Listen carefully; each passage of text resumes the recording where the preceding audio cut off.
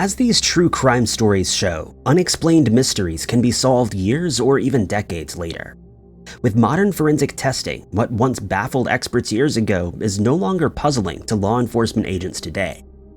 These are the mysteries solved using crime scene investigations that were never thought possible at the time of the crime.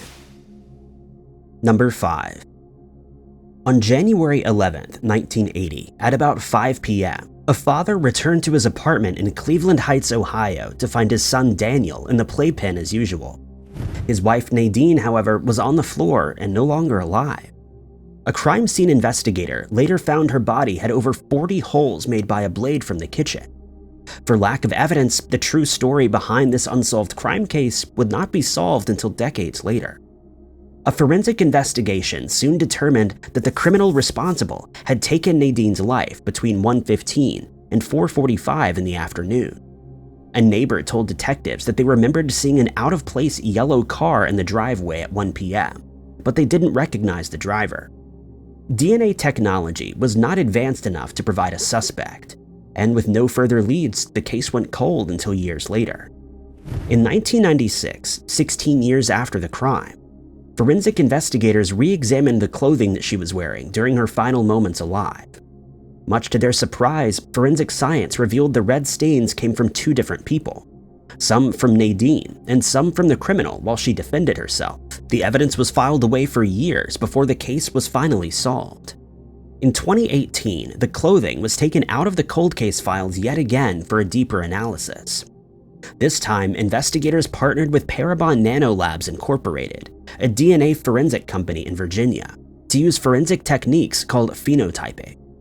This special forensic technique determines specific genetic traits based on a criminal's DNA sample.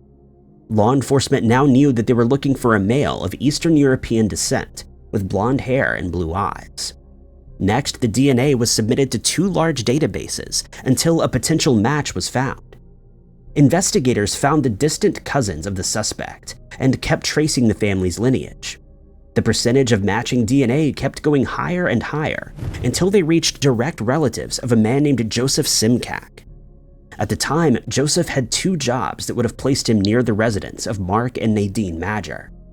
When investigators found records of a yellow car matching the description given by witnesses on the day of the crime, they began to dig into all of his personal files.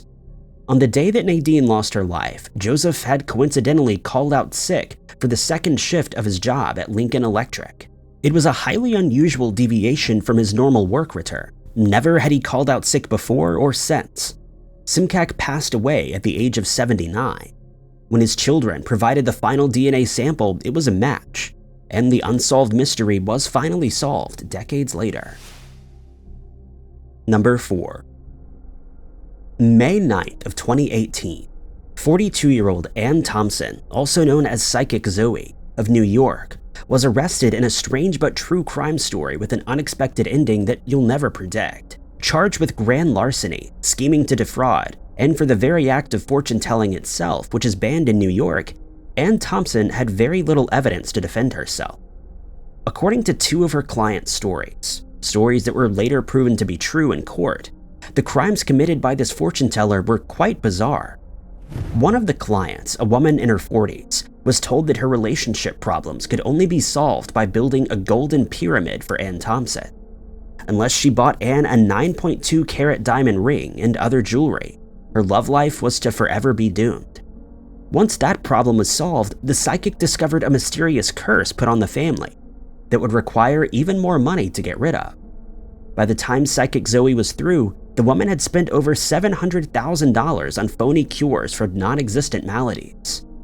The second client in this case was a man from the Midwest who was defrauded with a similar mixture of psychic promises and ominous warnings. According to his story, Ann Thompson said the only true way to get rid of a demonic entity that was cursing his son was by paying money. He was scammed out of more than $70,000. Only when a private investigator was contacted were the police finally notified. Psychic Zoe and her assistant, Sarah Demetrio, charged only $5 for a reading, but for these two clients, the price was a lot higher. In court, Ann Thompson and Sarah Demetrio were put on 5 years of probation in order to pay back $200,000 in restitution. a far cry from the near million that they were accused of taking. Altogether, they're believed to have scammed more than $1 million from 20 different clients between 2013 and 2018. Number 3. On the afternoon of March 27, 1981, crime scene investigators examined the body of 32-year-old Patricia Beard, who was found in the bed of her first-floor apartment wearing only an open robe. A criminal had gained entry by climbing up a pipe and going through the window before fleeing her Denver, Colorado residence. A full medical examination would later conclude that Patricia couldn't breathe during her final moments on Earth. A crime scene investigator took DNA samples for forensic evidence, and the case went cold for decades. Patricia Beard's true crime mystery is especially dark and disturbing because she was impaired and living in a group home. With a heavily structured lifestyle and no enemies to speak of, investigators agreed that whoever did this was most likely acting out of random malice and didn't even know her well. In 2012, the Denver District Attorney had made it their mission to get old unsolved cold cases solved. Investigators had already solved 99 cold case files and were looking for at least one more to make it 100. While searching the storage room for lost evidence, investigators found a randomly discarded DNA kit with the forensic report from Patricia Beard's case. By this point, almost all of the original evidence from 1981 had been lost, except for a single swab test.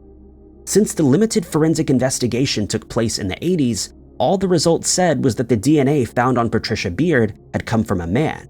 But investigators didn't care about the report. It was the kit that attracted their attention, as it still contained the final remaining DNA sample from a swab test. After running the swab test through modernized databases, law enforcement agents matched the DNA evidence found on Patricia to a criminal named Hector Bencomo Hinojos. He was already serving a prison sentence for a different crime and wouldn't say much to prove this story true, but the criminal did make a confession about living in Denver in 1981. Investigators then turned to his ex-wife, who remembers that when they were living together in Denver, he would sometimes bring home items that she thought were stolen. This occurred around the same time period that Patricia Beard had her life taken. Although the evidence was circumstantial, investigators found it probable that he was breaking into people's houses at the same time as this unsolved case, and could have gotten into Patricia's home at random. When the forensic results came back, investigators say the test indicates that Hector Bencomo Hinojos was a match with DNA found at the crime scene. He was sentenced to an additional 48 years behind bars. Number 2. In December of 1975, concerned relatives of a 19-year-old woman named Lindy Sue Beichler entered her Lancaster, Pennsylvania apartment at 8:46 p.m. They found red stains starting at the front door and continuing into the interior carpet, culminating with Lindy on the floor, a blade still embedded deep inside. Crime scene investigators later determined the criminal responsible had used a blade from her kitchen 19 times, and at some point had his way with her. Being the 1970s, a full-spectrum DNA analysis was not available at the time, but the evidence was kept in storage to get this cold case solved decades later.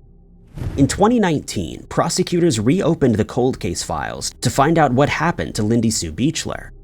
They used DNA evidence to create computer images of what the criminal responsible would look like now.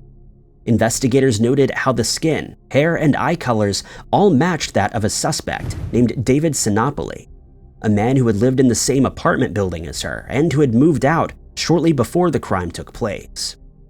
In December of 2020, state prosecutors partnered with Parabon Nanolabs Incorporated to perform more in-depth testing. But before they could begin to solve the mystery, they first needed a recent DNA sample from David for genetic comparison.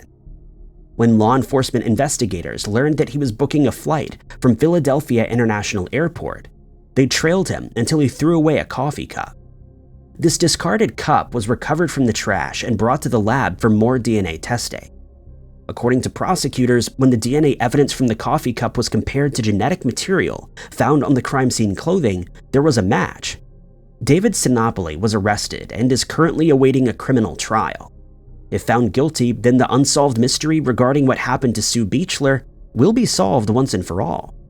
Should the DNA evidence on the coffee cup prove to be true, the crime story prosecutors are painting will be hard to defend against. Number 1.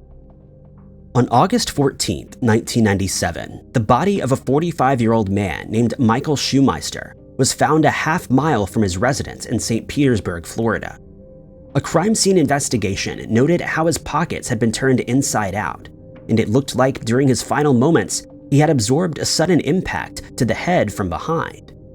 As case investigators traced the man's last known whereabouts, they discovered a strange but true story. He had cashed a check shortly before he was taken out. His wallet was still on his person, but the money was missing. For decades, the strange mystery went unsolved until 2021, when the St. Petersburg Cold Case Unit reopened the files and began rummaging through various pieces of crime scene evidence. Knowing that case detectives were far less knowledgeable about DNA evidence in 1997 than they are now, the Cold Case Unit ordered a pair of pants that Schumeister was wearing to be sent to forensics for testing using the most recent techniques. The pants contained traces of DNA belonging to a woman named Patricia Morris, then 47 at the time of the crime and now considerably older.